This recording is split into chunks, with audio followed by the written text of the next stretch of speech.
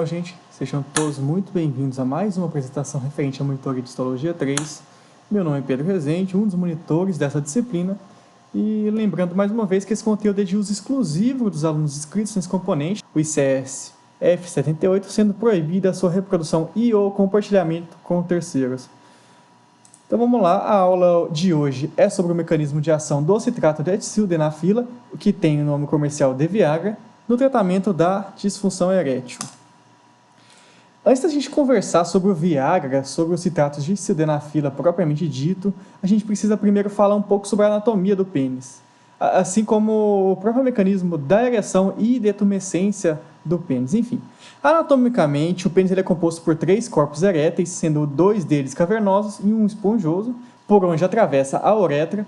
Esses 3 corpos são compostos por tecido erétil, que consiste em uma rede anastomótica de espaços vasculares cavernosos, que são recobertos por endotélio contínuo, dentro aí de um suporte de tecido conjuntivo frouxo. Esses tecidos eréteis eles são irrigados pelas chamadas artérias helicinas, porque elas se apresentam morfologicamente espiraladas quando o pênis está flácido. E em relação à inervação, o pênis ele é inervado por fibras motoras somáticas e do sistema nervoso autônomo, incluindo aí simpáticas e parasimpáticas. E é importante que a gente tenha uma noção que os nervos cavernosos, que conduzem fibras parasimpáticas em separado do plexo prostático, inervam as artérias helicinas do tecido erétil, enquanto o nervo dorsal do pênis, que é o ramo terminal do nervo pudendo, é responsável pela inervação sensitiva e simpática do pênis. Aqui eu trouxe 2 imagens para a gente comparar o pênis no seu estado flácido, em que os corpos cavernosos não estão preenchidos, e no seu estado ereto, com o preenchimento dessas estruturas. Mas e como é que essas estruturas são preenchidas? É o que a gente vai ver nesse slide.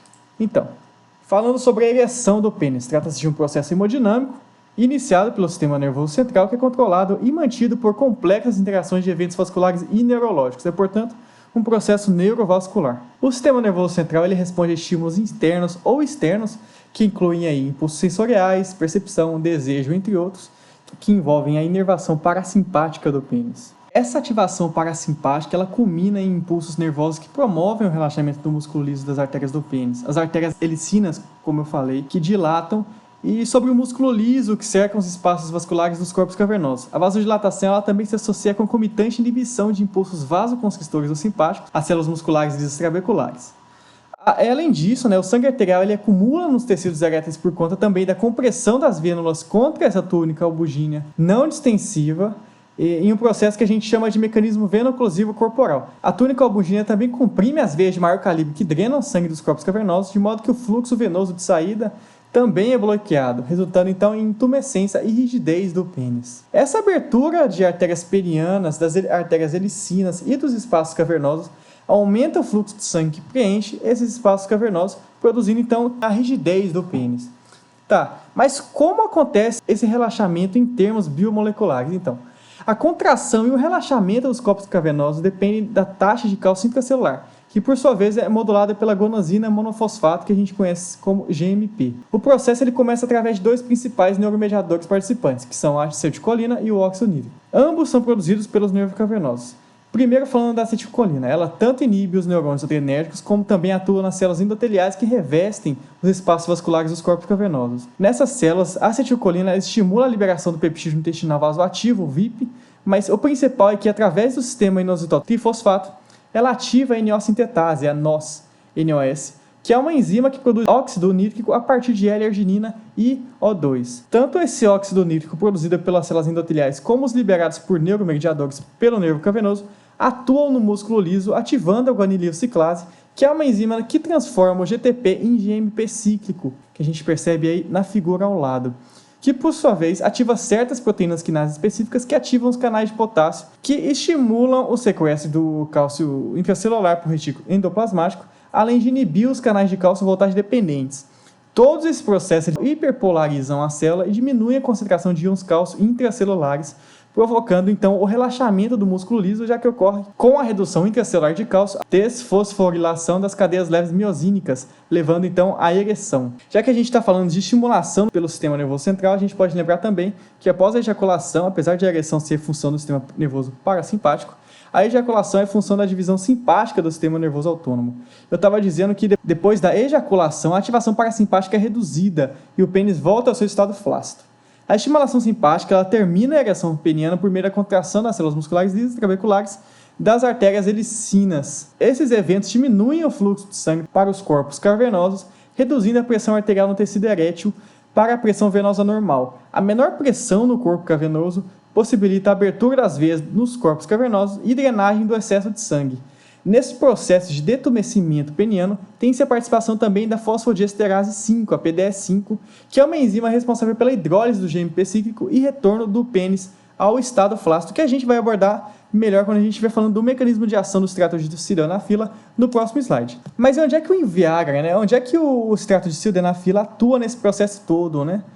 Então, a gente já viu que a ereção depende da ação do GMP cíclico, cuja ação se encerra pela sua conversão em GMP, um processo que é catalisado pelas enzimas fosfodiesterases, que compreende uma larga variedade de enzimas, sendo a principal delas o tipo 5, que é o que tem maior importância para o pênis. É justamente nessa enzima que o Viagra e uma série de outros fármacos, além do sildenafil, a gente tem o vartanafil e o tadalafil, os chamados inibidores da PDE5, eles atuam justamente nessa enzima.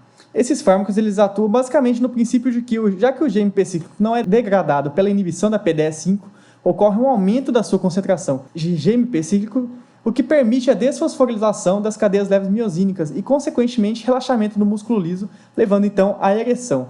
Portanto, a sildenafila não exerce um efeito relaxante direto sobre os corpos cavernosos de humanos, mas ele melhora o efeito do óxido nítrico através da inibição da fosfodiesterase tipo 5, a qual é responsável pela degradação do GMP cíclico nos corpos cavernosos. Assim, a gente percebe que a sildenafila, nas doses recomendadas, não exerce qualquer efeito na ausência de estimulação sexual, porque ela ainda precisa do óxido nítrico para ativar a guanililciclase para formar, então, o GMP cíclico. Agora, falando um pouquinho das causas de disfunção erétil. A disfunção erétil refere-se à incapacidade de alcançar e manter a ereção do pênis suficiente para completar uma relação sexual satisfatória. O suprimento sanguíneo arterial adequado é de importância crítica para a ereção. Portanto, qualquer distúrbio capaz de diminuir o fluxo sanguíneo para os corpos cavernosos pode causar falha na ereção.